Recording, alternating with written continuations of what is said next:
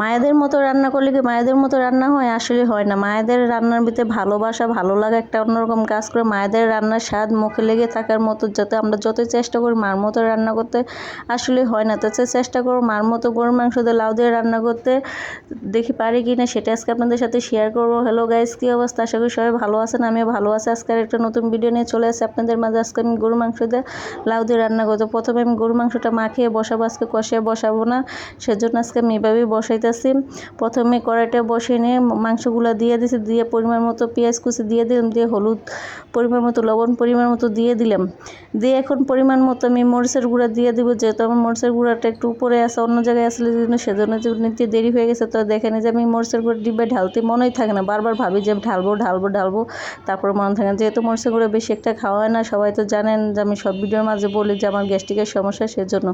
তো এখন আমি পরিমাণ মতো আদা বাটা রসুন বাটা একসাথে দিয়ে দিছি, দিয়ে ভালো করে এটা এখন পরিমাণ মতো তেল দিয়ে দিব, তেল দিয়ে তারপরে আমি এটা ভালো করে মিক্সার করে নেব। যে আমি মরিচের গুঁড়োটা কখনো জানি কি করব জানি না, ডিব্বার মধ্যে ঢালতে মন চায় থাকে, তারপরে থাকি না। তো এখন দেখেন পরিমাণ মতো একটু পাঁচফোড়ন দিয়ে দিচ্ছি। আমি আবার মাংস তরকারির মধ্যে একটু পাঁচফোড়ন দিতে ভালোবাসি, যেহেতু একটা অন্যরকম স্মেল আসে, খেতে খুব ভালো লাগে। মাংসের মধ্যে একটু পাঁচফোড়ন দিয়ে দেখবেন, তাহলে অন্যরকম একটা ভালো লাগে কাজ করে।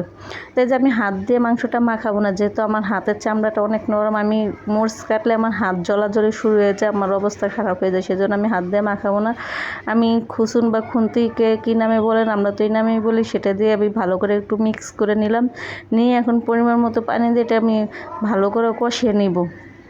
তো কষানোর মধ্যে আমি মাংসটা ভালো করে সিদ্ধ করে নেব, যেহেতু লাউ দিয়ে রান্না করব, লাউ তো হতে বেশিক্ষণ লাগে না।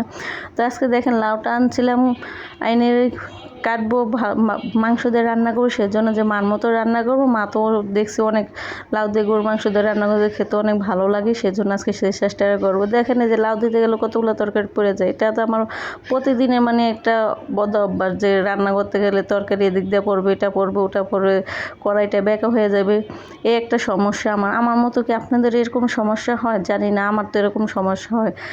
দেখেন লাউগুলো দিয়ে দিছি, যেহেতু কড়াইটা ছোটো হয়ে গেছে, ছোটো হয় না, লাউগুলো যখন সিদ্ধ হয়ে যাবে ভালো করে তখন কমে যাবে। এই যে দেখেন ফাইনাল লাউগুলো সিদ্ধ হয়ে কতটুকু হয়ে গেছে। তো লাউগুলো ভালো করে দিয়ে ভালো করে আধা ঘন্টার মতো কষে নিয়েছি, যেহেতু সব কিছু দেখানো সম্ভব হয় না। আপনারা তো ভাবেন যে 2-3 মিনিটের ভিডিওতে কীভাবে রান্না হয়ে যায়, আসলে 2-3 মিনিটের ভিডিওতে রান্না হয় না, যেহেতু গরুর মাংস ভালো করে এমনিতে আগে কষিয়ে নিয়েছি, গরুর মাংসটা আলাদা করে, এখন আবার লাউ দিয়ে ভালো করে আধা ঘন্টার মতো কষিয়ে নিয়েছি, যেহেতু লাউ তরকারি, সেজন্য লাউটা কেন এত বেশি কষিয়ে নিয়েছি, কারণ লাউটা একটু বাতি হয়ে গেছিলো, একটু অন্যরকম আসলে শক্ত ভাবলাম যে সিদ্ধ হবে না, একটা মনের মধ্যে ভয় লাগে কাজ করছিল। যে দেখেন আমি বারবার খুসুন দিয়ে বারবার গুঁতা দিয়ে দেখতেছিলাম যে কীরকম হয়েছে, না দেখি না আলহামদুলিল্লাহ ভালোই সিদ্ধ হয়ে গেছে। যেরকমটা মনে ভয় পাইছিলাম ওরকম ভয়টা চলে গেছে। তো এখন আমি রান্নাটা হয়ে গেছে, এখন আমি জিরার গুঁড়া পরিমাণ মতো দিয়ে দিয়েছি। জিরার গুঁড়া দিলে কালারটা অন্যরকম চলে এসেছে। দেখেন আমি বারবার কেটে দেখতেছি যে লাউটা আসলে সিদ্ধ হয়েছে কিনা, যে খেতে পারবো কিনা। এত কষ্ট করে রান্না করলাম, মার মতো চেষ্টা করলাম, রান্না তো হয় নাই মার মতো, তারপরে চেষ্টা করছি রান্না করার জন্য, কিন্তু আসলে অনেক মজা হয়েছে, অনেক ভালো হয়েছে, কিন্তু মার মতো হয় না। মার মতো আসলে কখনো কেউ রান্না করতে পারে না, মায়েদের রান্নার মজাই আলাদা। তো আজকে ভিডিওটা এই পর্যন্তই, আল্লাহ হাফেজ।